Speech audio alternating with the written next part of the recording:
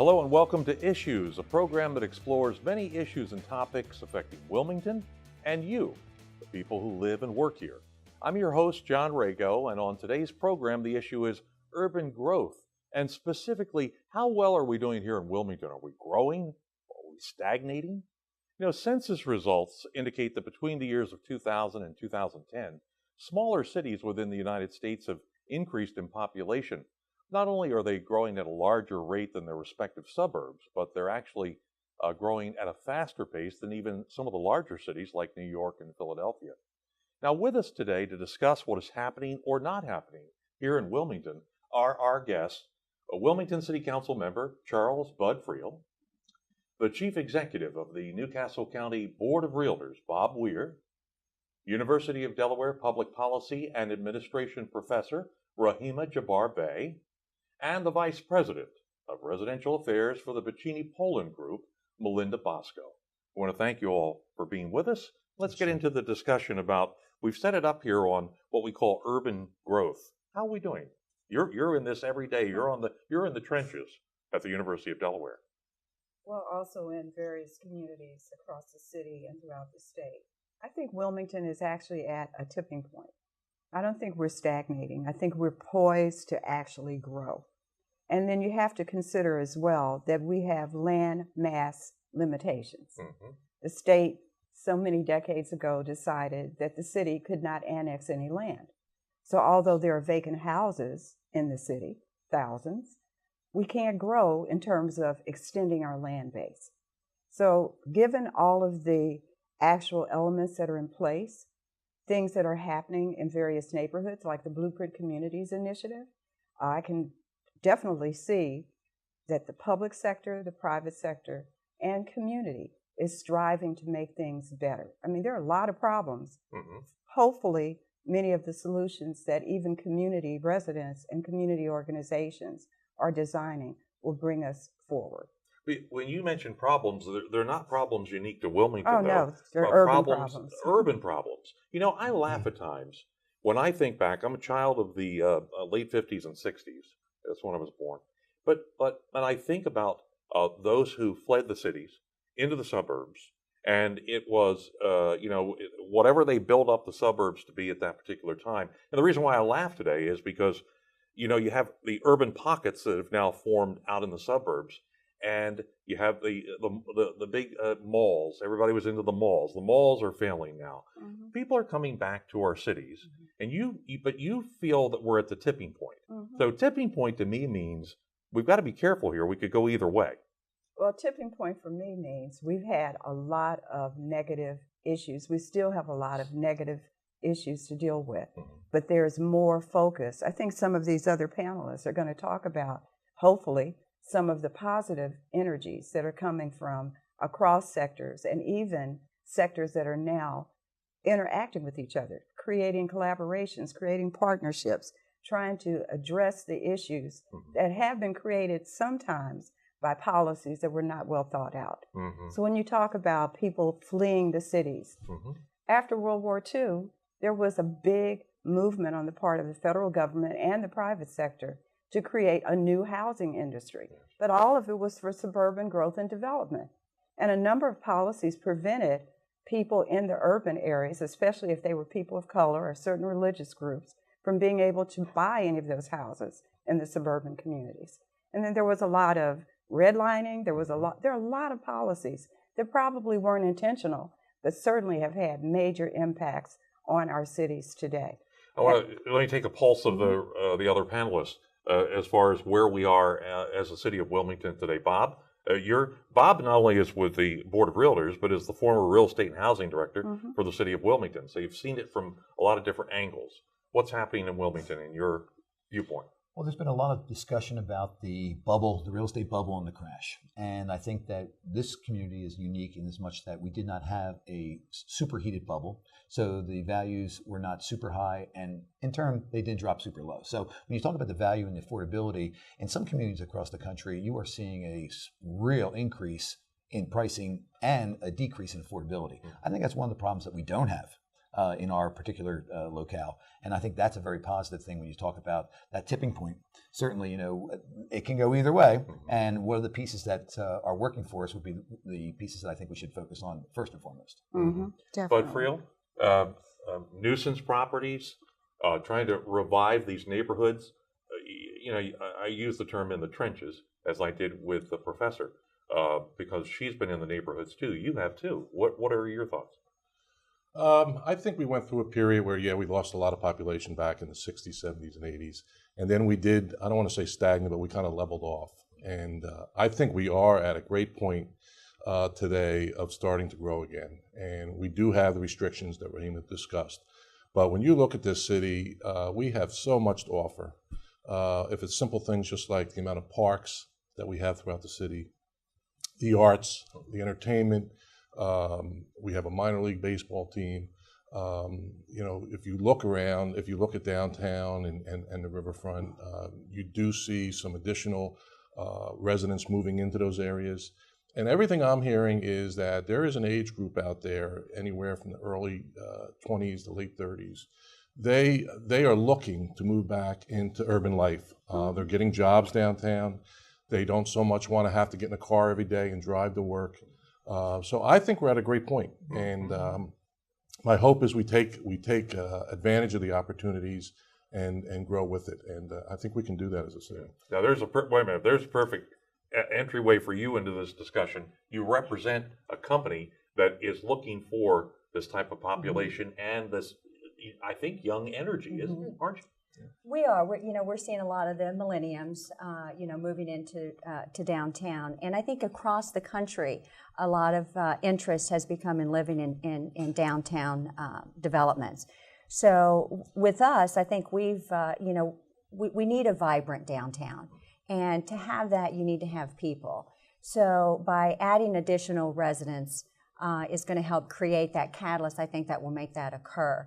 For us, we have some residential developments along Market Street, at which, over the last 5 or 6 years, we've seen a huge lease-up opportunities above the retail that is on Market Street. And so for us, we feel like that has been the starting point of creating the additional residents downtown. And additionally, our other properties along the riverfront and the overall portfolio, we're seeing a 98% leased, at this time. So the people want to live downtown, and to create that vibrant downtown city living, we need more residents. Yeah. Do people want to come to Wilmington? Now you're seeing it. You're right at the entryway. We are seeing it. We are seeing it. We are getting calls on a regular basis for housing. At our capacity right now, we are full. We don't have additional homes for people to move into, and people are choosing to live at our properties by choice. And by creating additional residences, we'll be able to capture that market. I think the time is right for new development. I truly believe in, and some of the things that we're doing with the existing Harlan Flats property. Our marketing strategy reaches out to thousands and thousands of people that want to move to Wilmington. With that, we have people already signing leases and picking their apartment. They want to secure that home. This is where they want to be. So I believe that the time is right. I think it's interesting that you said leasing apartments. They want to secure their homes. This is the change that our demographics are showing us. Okay, there are 4 major demographic changes that have occurred in this country. And one of them is there's an aging boomer population, and those aging boomers need various types of residential living. Apartment and home can be the same as ownership and home. There's a real increase for rental properties and a real spectrum that goes along different income groups. And it's just important that we recognize immigrants, younger baby boomers. Some of them can't sell their suburban homes, even in our environment, and they want to move maybe to the city to get a better job. and they can't because they can't sell their property. And then you have the millennials, and many of them do not want to own homes. They do not. They want to say, mobile, let me go here, let me go there. I need the 1 bedroom, I need the 2 bedroom, I need the loft, right? They want the flexibility They want the of flexibility choice. of choice. And platforms that will lead them to those options. And I think Wilmington provides those options. The only thing I want to see is that we talk about across sectors, because it's got to be, a collaborative, not a coalition, but where we actually put skin in the game, the nonprofits, the for-profits, community. It's so important that we recognize that things have changed, and they're not going to go back to the way they were. Absolutely. So there's a prediction from Harvard's Joint Center for Housing Studies that by 2020, there will be a need for 8 million rental units. So, hey, let's get together and make that happen. Our city is attractive. And one more thing, we've got to pay attention to the neighborhoods, not just to the riverfront. I love the riverfront. When I get out of my house, I want to live in a 1-story apartment. I don't want any more steps, right? Yeah, and maintenance. I wanted to make that point too, John, because I didn't want somebody watching the show saying, oh, there you go again, talking about downtown and riverfront, and we out here in the neighborhoods, don't get any attention. But if we can help build up the downtown, it will have a ripple effect in improving the neighborhoods as you move out. We have some great neighborhoods in this city. I mean, I don't have to name them.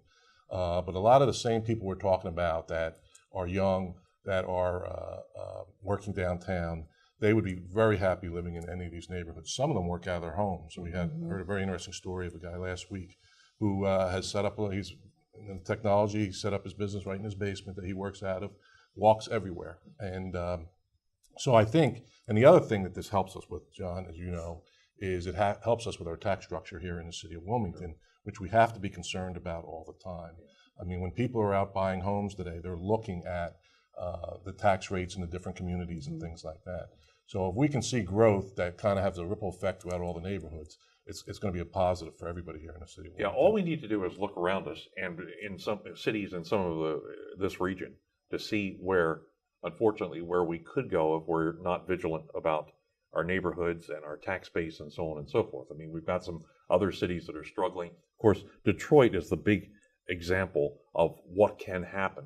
But you all said something very interesting, which is, as being a native Wilmingtonian, I used to lament the fact for years that we had as high a rate of rental in the city as we do ownership.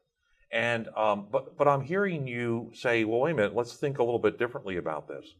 Well, part of it's a choice, but also you have to think about how many individuals have debt that they've brought from their education, and that also hones some of those choices. So when we talk about the creation of rental, not only in the downtown, in the riverfront, but also there's a tremendous number of rentals that are being produced in the neighborhoods. That is also an opportunity when you talk about the folks that are choosing not to tie themselves to a 30-year mortgage and one location, but also they might not have the option to do that at this time. Yeah.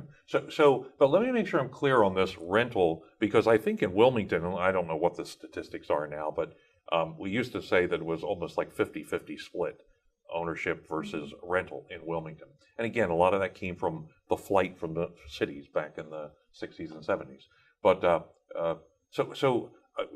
in other words, don't worry about it. Just take what we have and try to make the best of it. No, I don't think we're saying that. I think, first of all, we have to really consider the fact that ripple effects and trickle down doesn't necessarily work. It does have a place. However, the same type of focus that's put on our downtown and our riverfronts, we need to also, at the same time, put that type of focus on neighborhoods. What's happened is that our economy, the livable wages, the stagnation of employment opportunities, the spatial mismatch between the jobs, where the jobs are, where the people are, lack of workforce development training, all those things have to be addressed. And I know sometimes it seems like overwhelming, but we've done it before in this country. Yeah. Maybe some people today don't know because they didn't exist during the time when, yes, the federal government had to step in to provide jobs and workforce development. We built our infrastructure through that period of time. Yeah, hold the thought right there, because in the next segment of the program, I want to talk about, since you've all kind of given your ideas on where we are right now, let's move forward in the next segment. Let's talk about some things we can do in Wilmington.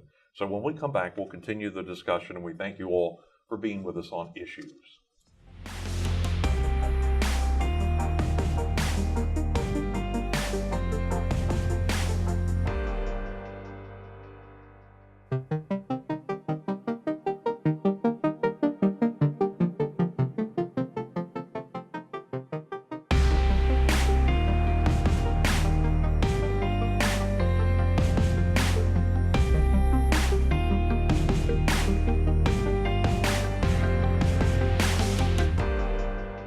Welcome back to Issues. Today our topic is urban growth, and specifically, of course, we're looking at the city of Wilmington. How are we doing here in the city of Wilmington? We need to be obviously concerned about our future, the future of our neighborhoods, our downtown, our riverfront.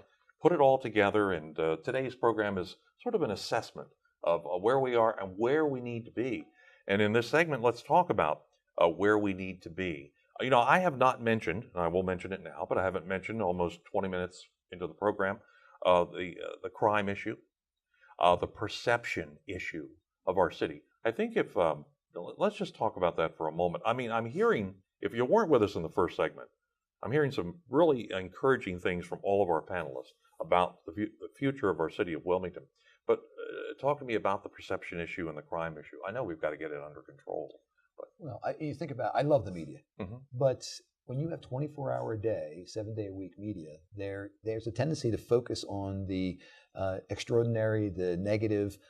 When you look at how many people from outside the city of Wilmington see that it's rated X on the most dangerous city in the country, that is a very big piece that needs to be addressed. When you talk about the values and people that are working in the city, the residential, the neighborhoods, the parks, the events, yeah, the people that are here, they don't need to be convinced of it. But that certainly, when you talk about the marketing of the greatness of the city, there's a lot of pushback against that. What do you see in the Pacini polling group? I mean, what are you hearing? Well, you know, for us, I think that the policing that has been stepped up, you know, the police on the beat between our residents, you know, we're seeing an improved overall perception, you know, and I think what you had referred to as the media has, you know, listed it as bad, and you know, I don't know that it's ever been bad. You know, I think it's, you know, it's clean, it's attractive, and you know, the policing that continues to occur has been a very positive impact, and I think it's kind of taken away that perception. I know from the residences that are, you know, that we talk to, we survey our residents every quarter. You know, how do you like living here? What are your thoughts? What can we improve? How can we make things better? And today, we have not once received a survey from any of our residents that said anything relative to crime or feeling uncomfortable or anything of that magnitude. So from our perspective, we're seeing that maybe the plague of maybe what was bad is not really bad. It was good. But an elected official may have a different well, point no, of view. I mean, we could sit here for days and discuss this issue. I'm just going to give you one short story, because it is hard to say to separate the fact from the fiction. I was involved with a community group just a couple of years ago that were convinced that crime in their neighborhood was off the charts, and they wanted to do neighborhood watches and all this thing, but with time. So they went back a couple of years to check the crime stats, and they found out that crime had actually gone down. The problem is today is, you know, through Facebook, through emails, when one little thing happens, everybody in the neighborhood knows about it. Where in the past, we didn't have that. So you wouldn't have known every time a car might have been damaged or broken into or something like that. So is crime worse today than it was 10, 20, 30 years ago? I don't know, but it's the perception that it is worse. Yeah. Do you mean there's sharks in the sea? Yeah. But it's an issue. It's an issue as a city we have to get our hands around, and we have to address, because if people believe that, as I think I just said, people who live here love this city. But if we're trying to attract new residents to the city, new businesses to the city, we have to get our hands around that issue and address it in some manner. Yeah, Rahima Jabbar Bey already mentioned, I think, just prior to the break, some of the things that we need to do in terms of, I mean, look, we need to get more jobs, get people placed in a more stable environment in terms of their home, their income, and so on and so forth.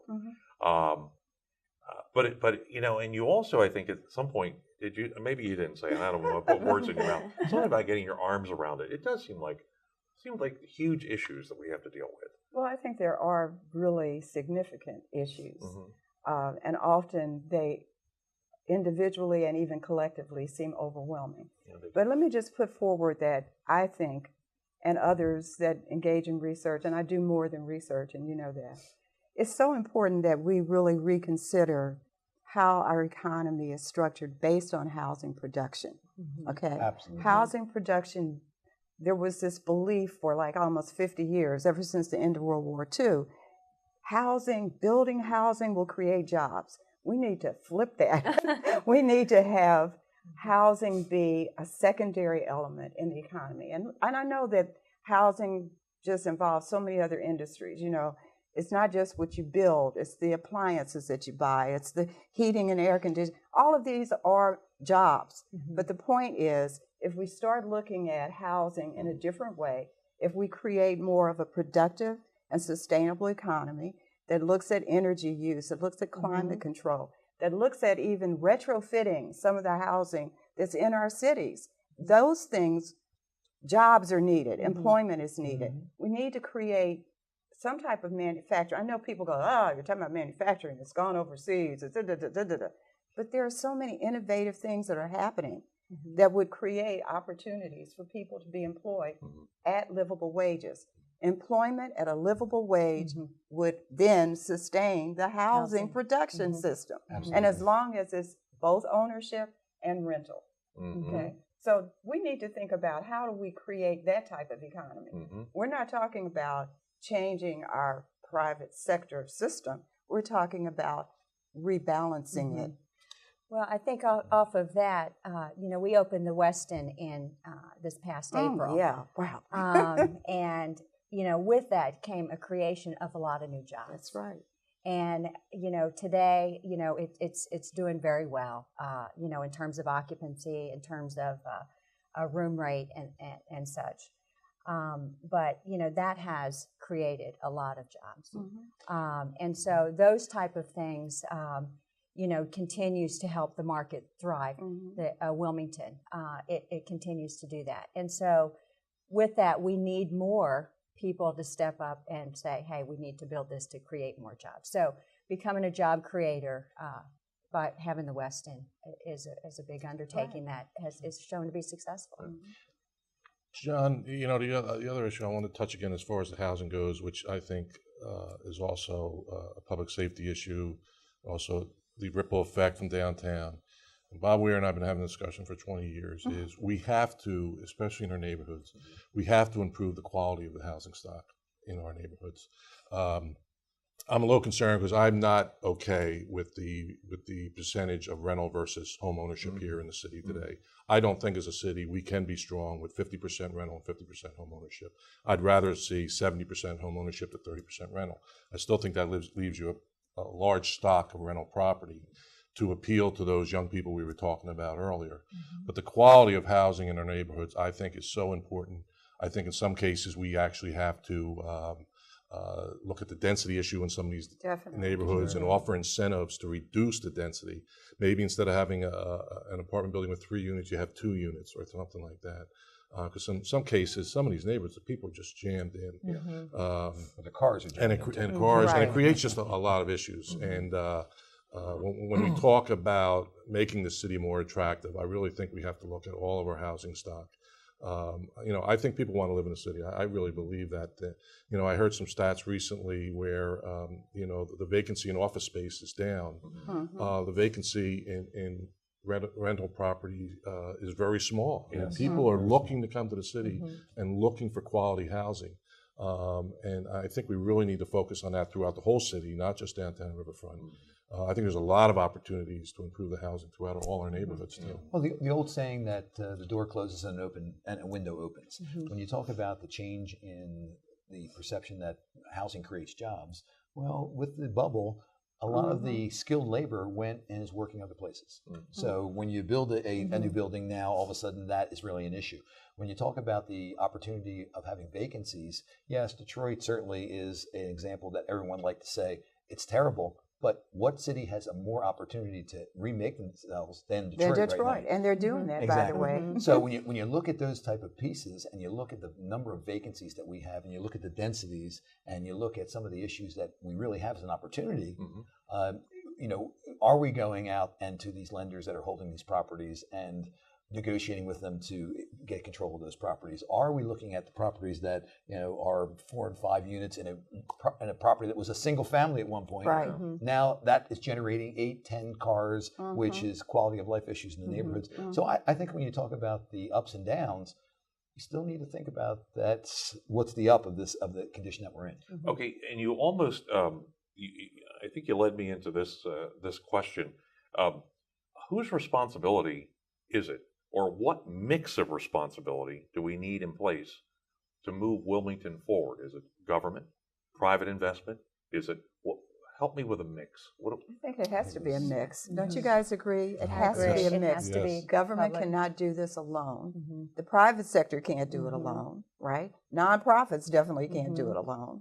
So there has to be a mix where all 3 sectors actually come together, create some shared values, create outcomes that they can all participate in. I mean, everything you guys just said, I had this list. What about the interplay between our state and local taxation policies? I'm sure you're nodding because there needs to be some revisions, right? Certainly land use, Are you zoning. talking about, when you say revisions, you mean because we're restricted? Not just because we're restricted, but what's even the percentage of support that Wilmington gets from the state? And we're still generating, am I right? The corporate world is still primarily in Wilmington. Oh, absolutely. We house and take care of that corporate world. Right. And what do we get in return? No, I'm not even saying from the corporate. I think many of the corporate actors are very socially, corporately responsible. I'm saying, what is that taxation relationship between the state and the only metropolitan urban area in the state? And I'm not even certain what all of that is, but I read what you guys say, and I also read and analyze other cities. And I have to say, Detroit, I'm so glad you mentioned, I'm through talking about poor Detroit. I'm looking at some of the innovative things they're doing. It's amazing. And a lot of what they're doing is based on the intersections between the 3 sectors. Yeah, and the mayor, the mayor there, I think his name is Dugan. The mayor in Detroit just said the other day that he was going to adopt the approach that we're going to deal with the entire city. The previous approaches, and the previous mayors being, I think, one of them, was, well, let's just deal with little sections. No, we're going to take care of the entire city and try to bring it back if we can. They're doing innovation districts in different parts of the city. And a lot of that innovation is coming from millennials, but it's also based on what the philanthropic sector is putting into the pot, what the private sector is putting in, and what government is doing in terms of zoning, land use, state and local tax structures. They have to reinvent things. We've got to reinvent. And it has to be education too, because when you talk about the distrust of government, if you can give parents their children jobs, if you can create jobs for the children that are here in the city right now, you'll get cooperation. If you are looking at it and the discussion is just about money, that's really short-sighted. All right, listen, the time has been short, and this has been a great discussion. I can't thank you enough for the perspectives that you brought to the table here today. I wish we had more time, but we don't. And our thanks again to our guest and to you, our viewers, for being with us. We hope you've enjoyed this discussion. You can get involved in the discussion. You can tweet your thoughts to @WITN22 WILM, or you can leave your comments in this video's YouTube page. So for Wilmington City Council and WITN Channel 22, I'm John Rago. Thanks very much for watching.